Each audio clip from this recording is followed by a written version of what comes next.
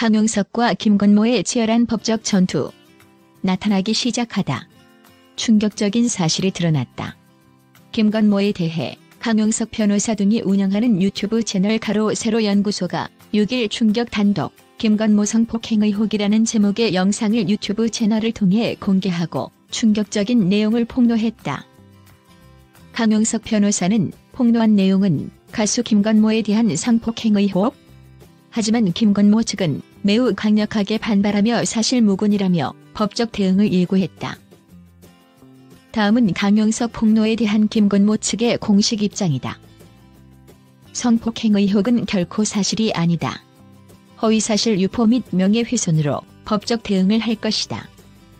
도대체 강용석이 누구에게 어떤 말을 듣고 왔길래 이런 엄청난 내용을 그것도 유튜브 방송을 통해 폭로한 것일까?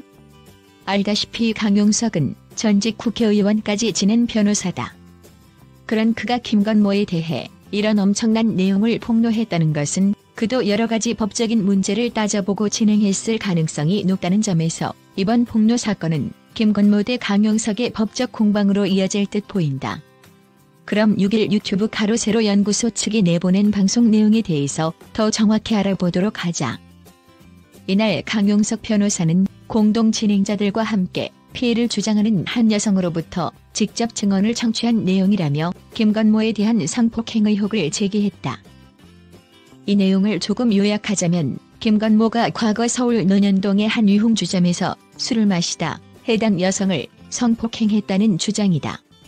강용석 변호사는 피해를 주장하는 여성이 전한 내용을 비교적 구체적으로 전하며 다음과 같이 폭로했다. 저희에게 피해자분과 직접 연락이 될 일이 있었다. 부장에게 제보가 들어왔다. 김용호 부장한테 제보 이메일이 왔고 전화번호가 있어서 전화통화를 했다. 김 부장이 통화 후에 사안이 너무 심각하고 유튜브에서 단순하게 얘기할 수준의 내용이 아니라고 판단해서 저한테 도움을 요청했다. 저와 김 부장이 2번 정도 만나서 내용을 상세하게 들었다. 의문점이 드는 것은 질문하고 상당히 오랫동안 얘기했다. 제목을 성폭행 의혹이라고 적었지만 사실은 의혹이 아니라 그냥 성폭행이다. 명백한 사실이다. 이처럼 강용석 변호사는 김건모를 성폭행범으로 완전히 단정 짓듯이 폭로했다. 다음 함께 방송한 김세혜 기자와 강용석 변호사의 말이다. 김세혜 기자 서울 강남구 논현동의 한 유흥주점에 새벽 1시쯤에 김건모 씨가 혼자 와서 아가씨 8명을 앉혀놓고 소주와 음식을 먹으면서 있었는데 피해자분이 그 자리에 들어가자마자 김건모 씨가 다른 사람을 다 내보냈다. 강용석 변호사의 유흥업소가 성매매를 하는 곳이 아니었다. 이 자리에서 피해자가 김건모 씨에게 성폭행을 당했다. 구체적인 증거가 여러 가지 있지만 말씀드릴 수는 없다. 9일 고소장이 제출될 예정이다. 이 말은 즉 강용석 변호사가 직접 피해 여성의 변호를 맡아 고소를 진행하겠다는 말로 해석된다. 만약 9일 실제로 고소가 진행된다면 김건모는 정말 억울하더라도 경찰 조사에 임할 수밖에 없다. 즉 이래나 저래나 김건모의 이미지는 엄청난 타격을 받을 것으로 보인다. 그러나 김건모가 끝까지 결백을 주장하고 있어 결과는 예측이 불가능하다. 또한 강용석 변호사에 대해 법적 공방을 예고한 만큼 양쪽의 치열한 법적 다툼이 벌어질 가능성이 크다. 물론 강용석 변호사의 고소가 이어지고 경찰이 조사하면서 혐의점이 발견된다면 상황은 급반전될 수도 있다. 만약 경찰이 기소 처분을 내려 검찰에 넘기게 되다면 김건모는 연예계에서 회생 불가능해질 수도 있다. 하지만 모든 내용은 양쪽 말을 다 들어봐야 하고 해당 여성의 진술인지 사실인지 거짓인지도 철저하게 조사해봐야 한다는 점에서 아직은 섣부른 판단으로 김건모를 비난하는 것은 옳지 않다고 본다. 즉 김건모가 다른 연예인들의 사건처럼 정말 억울한 누명을 썼을 가능성도 배제할 수 없기 때문이다. 한편 김건모는 장지연과 현재 결혼을 연계한 상태다. 김건모 장지연은 당초 1월 30일로 결혼할 예정이었지만 내년 5월 모 결혼식을 미룬 상태다. 그럼 갑작스럽게 김건모가 결혼을 연기한 이유를 직접 들어보도록 하자. 아버지 기일이 5월 19일인데 한 주기는 지나서 결혼식을 올려야 할 것 같다는 생각이 들었다. 그렇게 결혼식 연기를 결정하고 나니 마음이 편해졌다.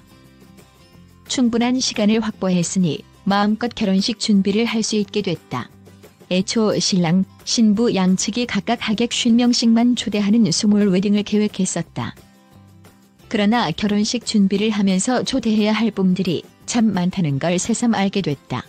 결혼식에 모실 분들을 떠올려 보려고 1집 활동 때부터 찬찬히 생각했다.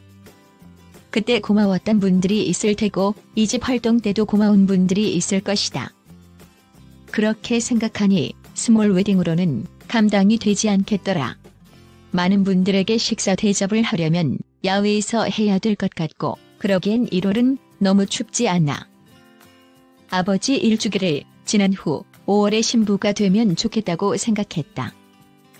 그런데 문제는 두 사람이 아직 결혼을 하지 않았지만 이미 김건모 장재현이 법적인 부부라는 사실이다. 두 사람은 가족 상견례를 마친 이튿날 곧바로 구청에 가서 혼인신고를 했다고 한다. 당시 혼인신고를 마치고 인터뷰한 장재현의 말을 들어보자. 혼인신고한 날 기분은 신기하고 내가 진짜 유부녀가 되는 건가 했다. 나는 유부녀가 꿈이었다. 그동안 등본을 떼어보면 우리 가족 이름만 있었지만 이제는 배우자 김건모라는 이름이 있으니 너무 신기하고 너무 좋았다. 김건모 역시 혼인신고를 한 후 한결 마음이 편해졌는지 다음과 같은 말을 전했다. 내일은 어떤 일이 일어날지 아무도 모른다. 하루하루 재미있게 살자고 신부에게 이야기했다. 그런데 정말 김건모의 말처럼 어떤 일이 벌어지고 말았다.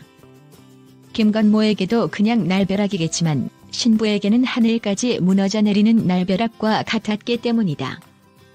끝으로 이번 김건모 사건은 섣불리 어느 쪽 주장이 진실이라고 믿는 것은 바람직하지 않다고 생각한다. 강용석 측이 고소를 하든 김건모 측이 고소를 하든 정확하게 경찰 조사가 끝나고 어느 쪽이든 비난해도 늦지 않을 듯 보인다.